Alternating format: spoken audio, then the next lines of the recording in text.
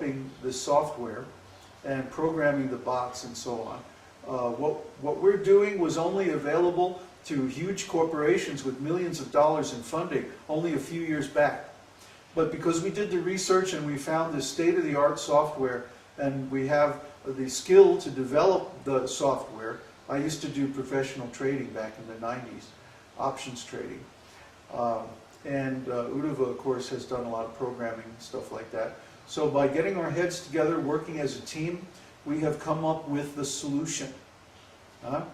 So the people who come, they're going to have to pay something. And the people who join our community are going to have to pay something. We are not going to give anybody a free ride. Unless you want to become a completely surrendered devotee, a monk. But even then, to join our community, we ask people to donate at least the price of one futures contract, which now has gone up to $3,800 and something dollars. Why? Because the income on that one contract will maintain that person indefinitely. We know how to do this. We figured it out. So, in the past, in ISKCON, for example, people could just go to the temple, and as long as they were willing to work, and as long as they were willing to follow the local authorities, they could stay there. But we don't accept just anybody. Why? Because we saw in ISKCON that sociopathic people or neurotic people cause so much disturbance, so much problems, especially the so-called leader type people. These people are very strong-minded, very tough-minded people. They're not open-hearted, they're very selfish, they're greedy, they want power, they want to advance their position at the expense of others. We don't want those kind of people in our group. In fact, we actively get rid of those kind of people. If someone is engaging in politics, then we will either correct them or they'll have to leave. That's our policy. We don't take people who are on drugs, who have a history of drug use, or who are taking psychotropic drugs, even prescription medicine, psych meds and stuff like that. We don't take that. Why? Because they're high maintenance. They're always a problem. Right now, we're a very small group, and our business is not psychotherapy. Okay? If you want psychotherapy, please see your local counselor. What we do is we're offering an alternative social organization based on spiritual principles that is exactly what the world needs right now. So we need good people. We need strong people. We need open-hearted people. People with good intentions. People with good character. Who can take up this knowledge and show a good example of how to put it into practice. This is what the world needs right now. And this is what we are planning to supply. So we have a very successful mission profile here. The last piece of the puzzle that was missing was the fundraising. How are we going to raise the funds to get this thing off the ground? And now we figured that out. So we're actually making a tremendous progress, very, very swift progress, all by the mercy of Krishna. Krishna and Prabhupada, it's all their mercy. We're not taking credit for being geniuses, except for Uddhava. I told him he's a genius. He's a genius because he can figure out all this technical stuff that I don't have patience for anymore. And he can get stuff working and keep it working. And once he gets a hold of a problem, oh boy, he never lets go until it's solved.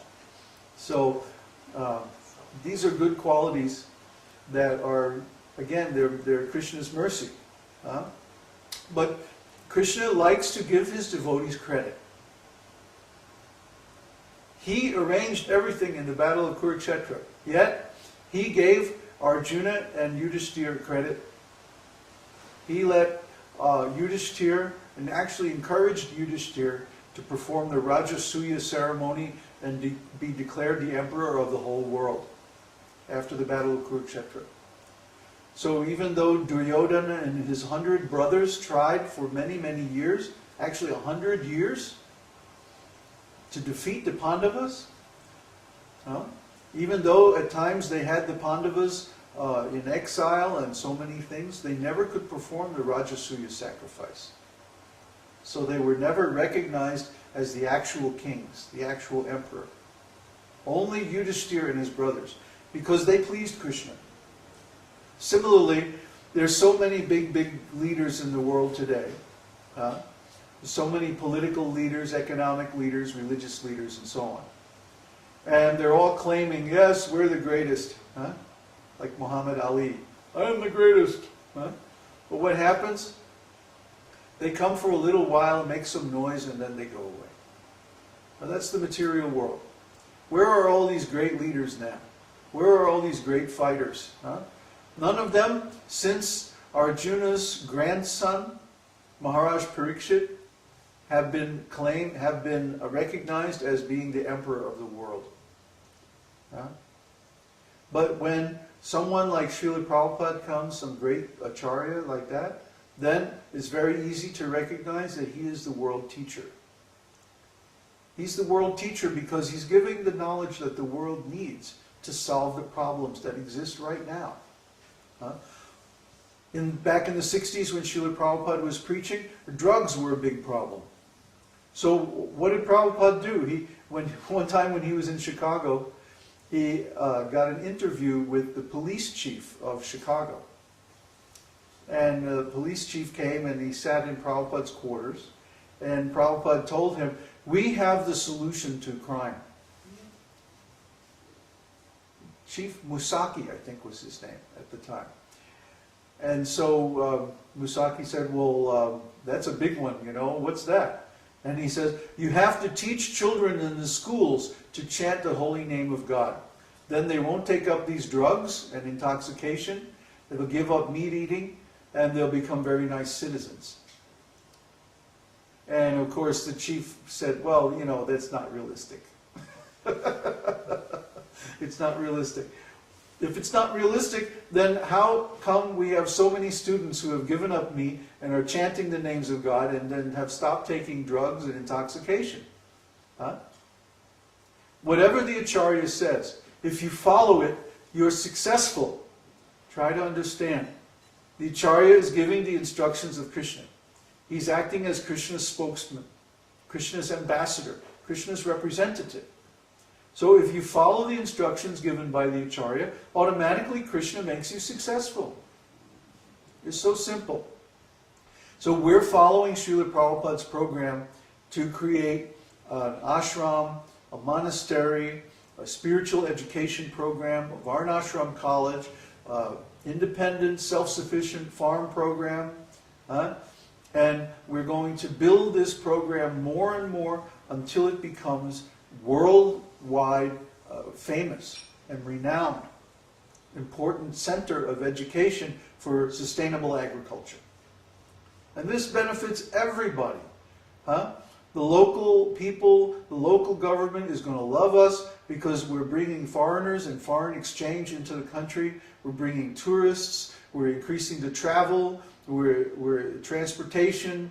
We're going to be developing local facilities for education. Education is very big here in Chile, by the way. The Chileans are very proud of their educational system, and they should be, because it's even better than the U.S., better than most of Europe. People here are more educated. There are more people speaking English here than in any foreign country I've ever been in. So if we make an educational institution teaching people how to be self-reliant and like that, even the government here is going to love it. And we won't have any problems. So we are offering this knowledge because it comes directly from Śrīla Prabhupāda. We didn't think up this plan. This is not our brain. This is Śrīla Prabhupāda. This is Krishna. Krishna's knowledge is always good because it's transcendental. So it's eternal. It's the absolute truth. Anytime you come to this planet, whether it's in good times or bad, it's good to teach self-reliance, independence, self-sufficiency. That means that whatever happens, Because in this material world, there's always going to be some disturbance. But if you have land, if you have cows, if you have crops, if you're independent, self-reliant, self-sufficient, then whatever happens, you're going to be in better shape than people who are depending on some outside force. That's always going to be true. See? Decentralization is always stronger than centralization. That's why the internet is made of many, many decentralized nodes. You can take out a city with an atomic bomb and the internet will still function. It'll just route around the damage and go another way to the target. So similarly, if everyone is raising their own food and some environmental problem happens or some political or economic problem happens, then they will be much better off